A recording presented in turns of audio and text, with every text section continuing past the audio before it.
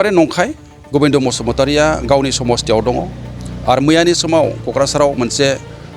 बेबायदि सरकारि मिटिं लानानै बिथाङा क'क्राझाराव दंमोन मोनानि समावहाय बिथाङा सफैनो हादों दा अब्ला बहा माने गोविंद बसुमतारिया बिदि मिसिं जादों बहा गोमादों दा बे एखेबारे नंखाय खोथा जोंनि गामि ओनसोलफोराव जोंनि टाउनफोराव जिबायसा जौगानाय खामानिखौ जोंनि UPPL पार्टिया माने मावगासिनो दङ बेखौ लानानै बिथांमोना समखिदों सिगाङावनो बड'लेण्ड निउस नोंथांमोनखौ जों भैरबकुंड ब्लक UPPL निफ्राय साबायखर बावहरनाय थाबाय थ' दिनै मोनसे दुखुनांथाव रादाब बेबायसा जों मोननो हादों मैया 24 तारिख आगस्ट मास 2023 बेलासिनि 7 बाजिसोआवहाय मोनसे ससियेल मिडियायावहाय जोङो बेबायसा जोंनि बेरेखा हानजा एबा BPF निफ्राय हालां बाजार इउथ BPF आरो आइ लाभ BPF होननाय जुनथु BPF नि जुनथु पेज दङ बिथांमोननिफ्राय जोङो बेबायसा जोंनि भैरबकुंड समस्तिनि जोंनि जुनथु EM एबा BTR निनो जा डिपुटि चिफ बिथांनि सायाव नंखाय अजद दैखांनाय बिदि माखासे रावफोरखौ जों खोनानो मोनदों जे बिथां गोविंद बसुमतारिखौ ओरैबायसा नंखाय मोनसे अजद दैखांनाय जादों जे गोविंद बसुमतारि बिथाङा सासे चेयारमेन एबा आलमा बसुमतारि होननाय सासे चेयारमेनखौ लानानै गोमानानै दं होननानै बिथांमोना फेसबुकाव बिदि आपल'ड खालामदों थ' दिनै जों भैरबकुंड ब्लक जानानै जों बे माने पेज एबा बे जुनथु एडमिन बिथांमोनखौ जों माने गोख्रोङै जों सोंखारिदों जि माने खामानियाव एबा जि खोथायाव जेबो माने सैथो गैया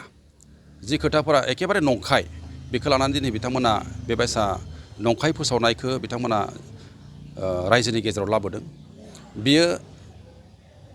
एखेबारे नंखाय गोविंद बसुमतारिया गावनि समस्थियाव दङ आरो मैयानि समाव क'क्राझाराव मोनसे बेबायदि सरकारि मिटिं लानानै बिथाङा क'क्राझाराव दंमोन मोनानि समावहाय बिथाङा सफैनो हादों दा अब्ला बहा माने गोविंद बसुमतारिया बिदि मिसिं जादों बहा गोमादों दा बे एखेबारे नंखाय खोथा दा जों गुबुन फारसेथिं नायनो थाङोब्ला जुनथु BPF पार्टि बिथांमोना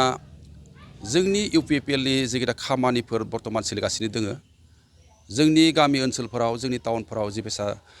जौगानाय खामानिखौ जोंनि UPPL पार्टिया माने मावगासिनो दङ बेखौ लानानै बिथांमोना समखिदों दिनैनि दिनाव एक नम्बर खोथा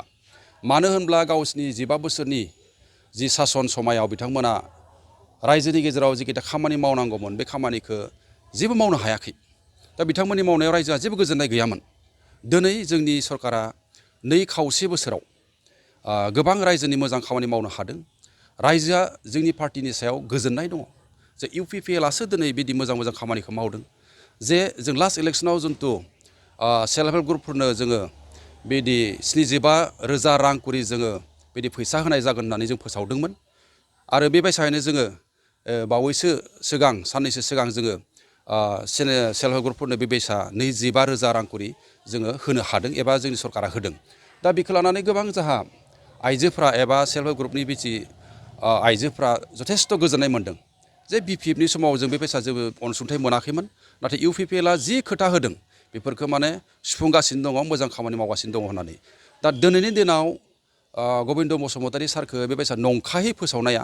बेफोरबायसा मोनसे बिथांमोननि जोंनि पार्टिखौ नारसोमनाय एबा जोंनि पार्टिनि सायाव बिदि ब्लेम लाबोनायनि मोनसे बाहागो होननानै जों सानदों नाथाय बियो थारैनो थारलाय माने नंखाय आं नोंथांमोननि चेनेलनि गेजेरजों बेखौनो आं खावलायनो सानो जे रायजो राजानिसिम आं खावलायनो सानो जे जि पेजआ एबा जि माने जोंनि बेबायसा बेरेखा हानजाया सारनि सोमोन्दै जे नंखाय फोसावदों बियो थारलाय नंखाय बेखौ रायजो राजाया फोथायनानै जेबो मुलाम्फा गैया बेवहाय जेबो सैथोथि गैया बेनिखायनो रायजो राजाफोरनिसिम खावलायनाय रायजो राजाफोरा माने जेब्लाबो गोविंद सारनि सायाव फोथायनाय दङ दिनै 35 बोसोर बिथाङा गोबां बिदि जोंनि बर' हारिनि थाखाय माने दावहा नांनानै दिनै मोनसे गोजोन सुक्ति खालामबाय गोजोन सुक्ति खालामनायनि उनाव बिथाङा डिपुटिनि चिफ जाबाय दिनै रायजोनि खामानि मावनो बिथाङा जोबोद गोसो दङ आरो खामानि मावगासिनो दोङो बिथाङा माने सैथो मानसि होननानै जों फोथायो आरो रायजो राजाया बिथांनि सायाव जोबोद अननाय दङ आरो फोथायनाय दङ आरो जोंनिफ्राय UPPL हानजानिफ्राय बेखौनो आं बुंनो सानो जायफ्रा बेबायसा नंखाय फोसावदों बिथांमोना बे फोसावनायनिफ्राय गोजानाव थानांगौ आरो जोंनि प्रखाखन फारसेथिंनिफ्राय जायफ्रा बिदि नंखाय फोसावदों बिथांमोननि एगेन्स्टआव जों दिनै बिदि एफआइआर जों होनाय जाबाय आरो जों खावलायदों जे प्रशासन फारसेनिफ्राय बिथांमोननि सायाव थाबैनो एक्सन लानांगौ आरो बिथांखौ एरेस्ट खालामनांगौ आरो बिथांमोना मोननांगौ हास्तिखौ माने पुलिस प्रशासना बिथांमोननो होनांगौ होननानै जोंनि पार्टी फारसेनिफ्राय आं डिमान्ड खालामो। जुदि प्रशासननिफ्राय बिथांखौ हमनाय जाया अब्ला बिनि अल्टारनेटिभ वे मा जागोन? जुदि बिथांमोना प्रशासननिफ्राय हमा अब्ला जोङो पार्टी हिसाबै जों दिनै जों पुलिस प्रशासनाव जा फोथायनाय दङ जुदि माने बिथांमोना जोंनि मोनसे होखानाय टाइमनि गेजेराव जुदि बिथांमोना जुदि एरेस्ट खालामा अब्ला जों पार्टीनि जानानै जोङो बेबायदि गणतान्त्रिक भाबै जों आन्दलन खालामगोन आरो बिथांमोनखौ जोङो एरेस्ट खालामनो जोङो बाध्य खालामगोन होननानै जोङो मोनसे थांखि लानाय जादों। 24 বুবলি 24ক মই ধন্যবাদ প্ৰকাশ কৰিছোঁ। কালি আমি যোৱা 24/8/2023 তাৰিখে আমি এনে ফেচবুক আজিকালি সকলোৱে চলায় আমিও ফেচবুক মাধ্যমেদি যে আমাৰ বিটিআৰ ডেপুটি চিফ গোবিন্দ চন্দ্ৰ বসুমতাৰীৰ এটা পোষ্ট দেখিছোঁ মই। ইয়াত মানে BPF দলৰ হালাং বাজাৰ BPF ইউথ আৰু আপোনাৰ আই লাভ BPF তাৰপাছত কোকৰাঝাৰ ইউথ BPF তিনিটা যি পেজে গোবিন্দ চন্দ্ৰ বসুমতাৰী আৰু আমাৰ বৰলা ভৈৰৱকুণ্ড সমষ্টিৰ অন্তৰ্গত বৰলা VCDCৰ চেয়াৰমেন আলমা বসুমতাৰীৰ লৈ যে মিচিং হৈ আছে বুলি এটা অপপ্ৰচাৰ চলাইছে সেই কথাক আমি তীব্ৰ ভাষাৰে গৰিহণা দিম। আৰু মই এইটোৱে ক'ব বিচাৰোঁ আজি আমি যি BPFৰ অপশাসন এই 17 বছৰ ইয়াত চলাইছে এই অপশাসনৰ পৰা ৰাইজে যে BPFক এনেকা উচুটাই দিছে যে এইটো BPF দলে হজম কৰিব পৰা নাই। সিহঁতে এটা মাতাল পাগলৰ নিচিনা সিহঁতে যি টি কৰি আছে, যি টি কৈ আছে, যি টি বকি আছে। UPPলৰ যেতিয়া UPPL এটা দল ৰাজনীতিক পলিটিক্স হিচাপে ওলাই আহিছিল আৰু যি ৰাইজৰ এটা বিশ্বাস জিকি কিনে আজি ইয়াত BJP আৰু UPPL এটা চৰকাৰ বনাব পাৰিছে। আৰু UPPL দলে যি প্ৰথমত ইস্তিহাৰত যিবোৰ কথা লিখিছিল, যিবোৰ ৰাইজৰ আগত দাঙি ধৰিছিল যে আমাৰ যদি চৰকাৰ আহে আমি এই ইস্তিহাৰত লিখা প্ৰত্যেক আখৰে আখৰে আমি পালন কৰি যাম। এতিয়া আমি যে বিটিআৰ চৰকাৰে এতিয়া UPPL চৰকাৰে যে যিটো ইস্তিহাৰত লিপিবদ্ধ আছিল এইটো আখৰে আখৰে পালন কৰি আছে আৰু ৰাইজে সকলোৱে বিশ্বাস কৰি ৰাইজ সকলো UPPL দলত আহি আছে। সেইকাৰণে আজি BPF দল এটা মাতাল হৈ আবুল তাবুল কৰি যি টি বকি আছে। মই এইটোৱে ক'ব বিচাৰোঁ এই যে অপজিশ্যন হৈ হাৰা জিতা যে হাৰিছে এইটো কথা ডাইজেষ্ট কৰিব লাগে, হজম কৰিব লাগে। আৰু অপজিশ্যনৰ কাম এইটো হয় যে চৰকাৰে পৰৱৰ্তী কালত বা এতিয়া চৰকাৰে কাম কাজ ভালকৈ কৰি আছে নে কৰা নাই নে, কি কামত চৰকাৰে নজৰ দিছে, কি কামত চৰকাৰে নজৰ দিয়া নাই এইটো সম্পৰ্কে অপজিশ্যনে ভাবিব লাগে। কিন্তু যি এটা মই এটা কৰিব বিচাৰোঁ আজি গোবিন্দ চন্দ্ৰ বসুমতাৰী এই যে এটা 34-35 বছৰ এটা সংগ্ৰাম কৰি এটা বড়ো জাতিক এই ভাৰতবৰ্ষক এটা সাব্যস্ত কৰিবৰ কাৰণে যি এটা তেখেতে ত্যাগ কৰিলে, যি এটা নিজৰ যৌৱন নিজৰ ইউথ টোটেল সকলো বস্তু নিজৰ তেখেতে ত্যাগ কৰি কিনে এটা বড়ো সমাজৰ কাৰণে বড়ো জনগোষ্ঠীৰ কাৰণে তেখেতে যি চিন্তা ধাৰণা কৰি আজি এটা বিটিআৰৰ শান্তি চুক্তি কৰি কিনে এজন সাক্ষাৎকাৰী হৈ ইয়াত আজি ৰাজনীতিৰ পলিটিক্সত আহি তেখেতে ৰাইজৰ পৰা বিশ্বাস জিকি কিনে আজি তেখেতে ডেপুটি চিফ ইয়াত হৈ আছে। এইটো কথা আমি সকলোৱে অনুধাৱন কৰিব লাগিব, আমি সকলোৱে অনুসৰণ কৰিব লাগিব, এই কথা আমি বিবেচনা কৰিব লাগিব। বেছিকৈ হ'লে বড়ো সমাজে বড়ো জনগোষ্ঠী এই কথা বিশেষভাৱে পৰ্যবেক্ষণ কৰিব লাগিব। আজি সেই BPF দলৰ যি পেজকেইটাই গোবিন্দ চন্দ্ৰ বসুমতাৰী এজন জাতি পিতা বুলি ক'লেও ভুল নহ'ব, তেখেতৰ বিৰুদ্ধে তেখেতক এনেকৈ আক্ষেপ লগোৱাত তেখেতসকলে অলপো কিঞ্চিত কৰা নাই। এইটো মোক দুখ লাগিছে, এইটো কথা মই দুখ প্ৰকট কৰিছোঁ। আৰু তাৰ কাৰণে আমি প্ৰত্যেক জিলাতে আমি এই যে UPPL দল হিচাপে জিলা হিচাপে প্ৰত্যেক ব্লকৰ পৰা আমি প্ৰশাসনক আমি এজাহাৰ দিছোঁ আৰু প্ৰশাসনত এইটোৱে দাবী জনাইছোঁ আমি কালিৰ পৰিস্থিতি ইয়াত ভীষণ হ'ব পাৰে যদি প্ৰশাসনে এটা ভাল ব্যৱস্থা নলয়, এই দোষীক কাৰায়ত্ব কৰি কিনে এটা উচিত শাস্তি যদি নিদিয়ে, ইয়াত যদি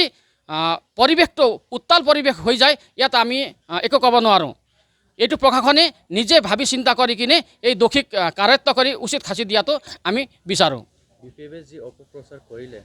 গোবিন্দ চন্দ্ৰ বসুমতাৰী অকল ডেপুটি চিফ নহয়, অকল পলিটিচিয়ান এজন নহয়, তেওঁ PTCৰ এজন ডেপুটি চিফ হয় আৰু এজন সাধাৰণ ব্যক্তি নহয়। তেওঁৰ ওপৰত যদি যেনেকুৱা অপপ্ৰচাৰ কৰিলে বাকী কোনোবা সাধাৰণ মানুহৰ ওপৰত BPFে অপপ্ৰচাৰ কৰিব পৰা তেনেকুৱা ক্ষমতাটো খুব বেছি থাকিব এনেকুৱা ভাবে নেকি? নাই, এইটো নহয়। মই এইটোৱে ভাবোঁ, এটা দলৰ যদি এটা দল হিচাপে আমি ইয়াত আছোঁ, এটা দলৰ এটা নীতি আদৰ্শ থাকে। মই এইটোৱে ভাবোঁ যে BPFৰ কোনো নীতি আদৰ্শ নাই। আজি BPFে অপজিশ্যন নথকাৰ কাৰণে আজি 17 বছৰ অপশাসন কৰি ৰাইজক লুটি নিজৰ সম্পত্তি গঢ়ি তুলিছে। আজি সেই সম্পত্তিখন আজি UPL চৰকাৰ অহাৰ পাছত UPL যি ভালকৈ কাম কৰি আছে, ৰাইজৰ কাৰণে কাম কৰি আছে, সেইকাৰণে এইটো ডাইজেষ্ট কৰিব পৰা নাই তেখেতসকলে। সেইকাৰণে যি টি আবুল তাবুল বকি কিনে আমাৰ BTRৰ ডেপুটি চিফ তথা গোবিন্দ চন্দ্ৰ বসুমতাৰী ছাৰক মানে এটা যি অপপ্ৰচাৰ চলাই কিনে তেখেতক বদনাম কৰিব বিচাৰি আছে, এইটো কথা আমি কেতিয়াও নামানো। তেখেত এজন ভাল লিডাৰ হয়, তেখেত এজন জাতীয় সংগ্ৰামী হয়, তেখেত নট অনলি UPLৰ ডেপুটি চিফ হয়, তেখেত এটা BTRৰ ডেপুটি চিফ হয়। ইয়াত UPL, কংগ্ৰেছ, BJP সকলোৰে তেখেত ডেপুটি চিফ হয়। সেইকাৰণে মই সকলোকে এইটোৱে আহ্বান কৰিব বিচাৰোঁ, আমাৰ মাজত এটা মানৱতা থাকিব লাগিব। আমি নিজৰ এটা মহান পুৰুষসকলক আমি চিনি পাব লাগিব। তেখেতসকলে জাতিৰ কাৰণে, তেখেতসকলে BTRৰ কাৰণে, তেখেতসকলে দেশৰ কাৰণে যি অৱদান দিছে সেই অৱদানক আমি অনুসৰণ কৰিব লাগিব আৰু তেখেতসকলক আমি মানিব লাগিব। এইটো কথা মই UPL দলৰ যি মুৰব্বী হাগ্ৰামা মহিলাৰীক এইটোৱে ক'ব বিচাৰোঁ, মহিলাৰী ডাঙৰীয়াক মই এইটোৱে ক'ব বিচাৰোঁ, তেখেতে নিজৰ যি দল আছে অলপ দলক এৱাৰনেছ দিয়াটো মই জৰুৰী বুলি ভাবোঁ। কিয়নো আজিৰ দিনত এটা ডিচিপ্লিন মেইনটেইন কৰিব লাগে। আমি UPL দল হিচাপে নীতি আদৰ্শ পালন কৰোঁ। আমাক দলে এইটোৱে শিকাইছে, ইয়াত অপজিশ্যন হওক, BPF হওক, BJP হওক, কংগ্ৰেছ হওক, সকলো দলৰ আমাৰ মুৰব্বীকেইটাক আমি সন্মান জনাওঁ, আদৰণি জনাওঁ। এইটো আমাক দলক শিকাইছে আৰু মই হাগ্ৰামা মহিলাৰী ডাঙৰীয়াকো এইটোৱে অনুৰোধ কৰিব বিচাৰোঁ, তেখেতে নিজৰ দলক অলপ एवारनेस दी किने एटा डिसिप्लिन मेंटेन करातो मैं उचित बुली भाबो। Thank you. बाजाज बाइक लानो गोसो गुदुं सुबुंफोरनि थाखाय मोजां खौरां।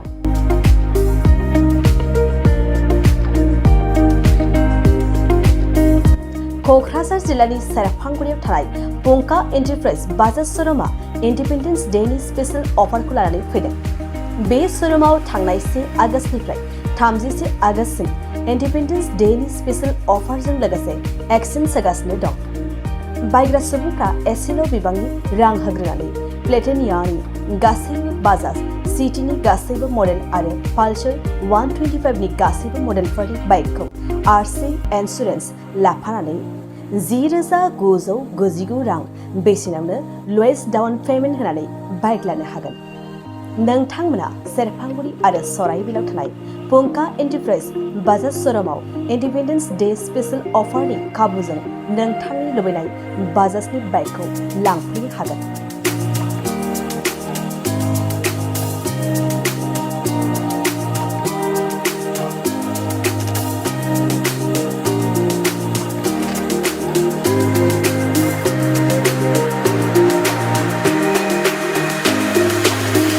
खाबुफोरा जादों 5 लिटार पेट्रल फ्री,